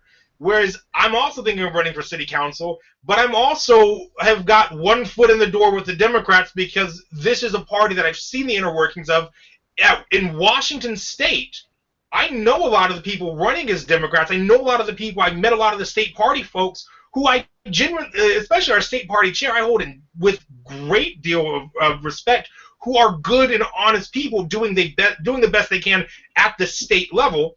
And on the other hand, I've got one foot in the Green Party right now, and I'm exploring more of those options and trying to meet folks in the Green Party and build networks there, because I think if we're ever going to have a third party, we're going to have a coalition third party. I don't think that the Green Party can do it alone right now. The infrastructure just is not there yet, but I think if you bring the liberal Democrats and the Green Party folks together, if you start combining that, if liberal Democrats are willing to go out on a limb and say this is a Green Party candidate who is a liberal, they may not necessarily be in my party, but if you are a liberal and do not feel comfortable voting for this Democrat that they are running against, I will break this idea of I have to be a party slave and campaign and stump for this Green Party candidate, which I do think if I decided to run as a Green as opposed to a Democrat, my delegation would 100% stand behind me and be there to help. Now, that being said, I also want to backtrack to a point that you made, Lauren. 2 points, actually. The point about fascism and the way brown people going to Europe. Going where? I disagree with you on a huge point there. The Brexit was fueled by racism, plain and simple. If you look at the rhetoric, if you look at what's being said, it is 100% fascism. If we look at fascism, fascism is the idea that the country and the people are absolute number one. Nothing supersedes that. That's what was going on with the Brexit. Half of the campaign ads, and I see you shaking your head, Brandon, half of those campaign ads were the brown people are coming. The brown people are coming, and you see that here in America today with the Donald Trumps, with this rise of a toxic kind of nationalism. Well, hold on, I let everyone else speak. a toxic kind of nationalism of the likes we have not seen in America except back in, God, I want to say the 1800s. There's this idea that because it's not Mussolini or Hitler, it's not fascism, but I disagree, and I very much disagree with the way that brown and black people have been characterized in these situations. I vehemently disagree with that, and I vehemently disagree with the notion that a third party by itself isn't viable, and that by itself is viable. It has to be a coalition. We have to start building bridges between the two, but that's my 2 cents, and I'll let everyone else finish out. Okay, so I'm going to get back to that. I'm not going to discuss the fascism thing because that could be a very pedantic and digressive conversation. But I do want to address what you said and what Eric said, because I think it's important to talk about what didn't happen. What didn't happen was your own Seattle City Councilwoman, Kshama Sawant, started Movement for Bernie, and very early on, she had a petition to ask Bernie to stop running as a Democrat, to join either with Jill Stein in the Green Party, to take up her offer to run as the president on the Green Party ticket, or to run as an independent. And Bernie never even had the conversation. I understand why. My understanding is that Bernie has not spoken to Ralph Nader since the year 2000. He unfairly blames Ralph for costing Gore the election.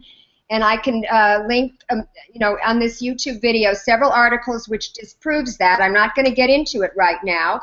But I think that whether Bernie actually believes it or he thinks everybody else believes it, he did not want to be a spoiler. Now, what Bernie doesn't understand, well, I shouldn't presume to know what Bernie understands, but what I think he didn't appreciate, let's put it this way, what he didn't appreciate is that the situation in 2016 is very different from what it was in 2000, because independents, depending on which poll you read, either make up 43% of the electorate or 50% of the electorate. The two major parties have less than 30% each identifying as part of them.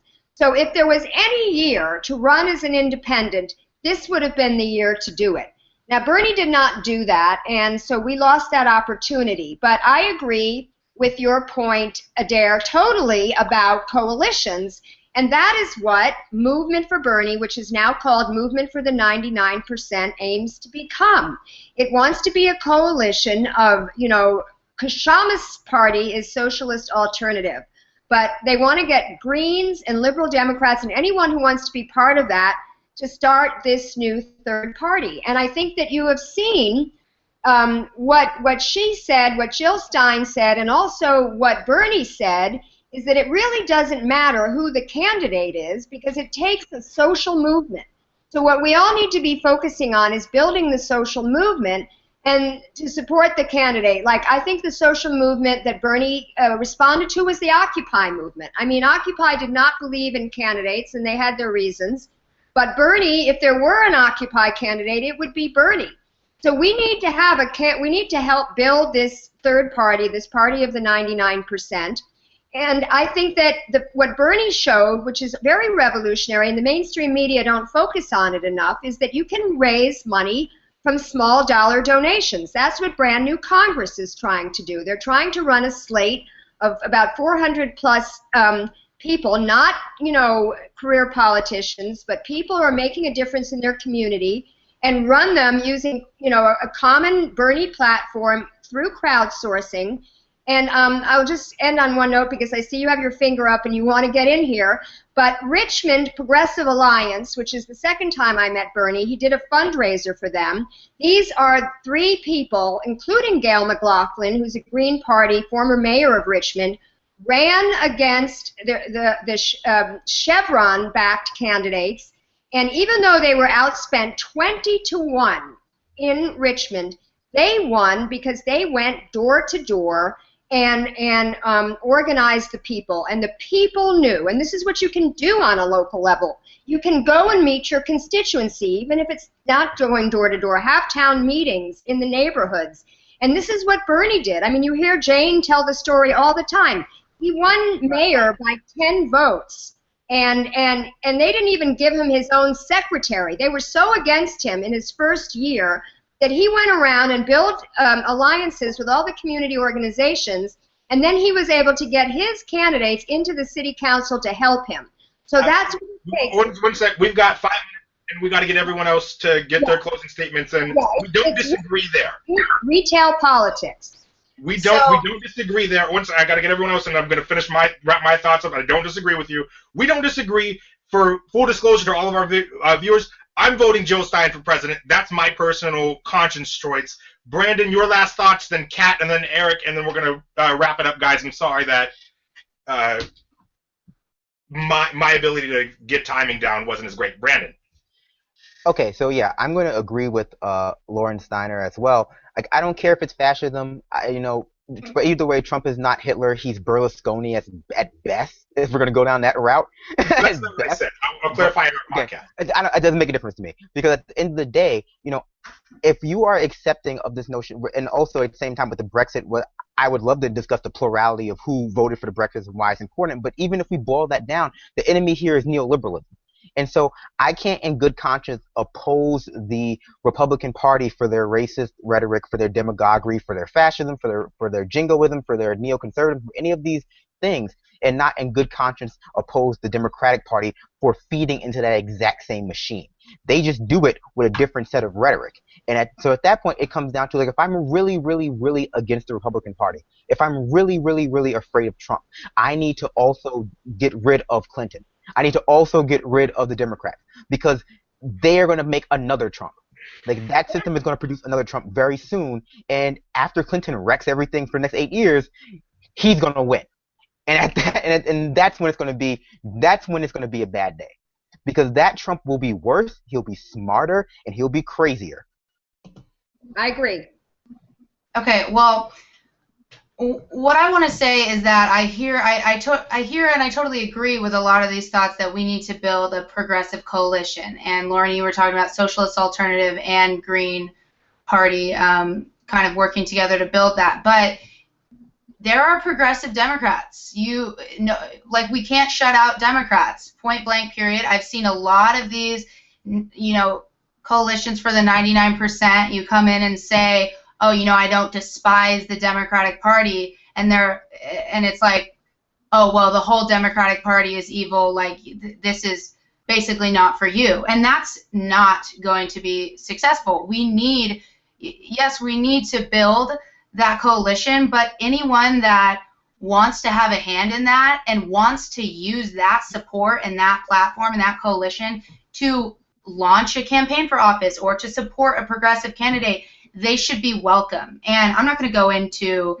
the difference between Trump and the Democratic Party, because we have 2 minutes, but I completely disagree in 30 seconds. But I guess that's kind of what I wanted to end on, is that we can't shut out all Democrats or the Democratic Party just because the top and certain members of it are completely corrupt in a corrupt system. We need to fix the system. And I agree, that will be with coalitions from several different groups. So I just want to say, 2 seconds, that's probably what I got. We need to give a very special shout out to DC for running behind the scenes. He's been killing it tonight. And I just wanted to say, vote for people, not parties. And everybody have a great night. Thank you. Have a nice night. Thank you. Thanks, guys. Thank you, everyone, for coming on.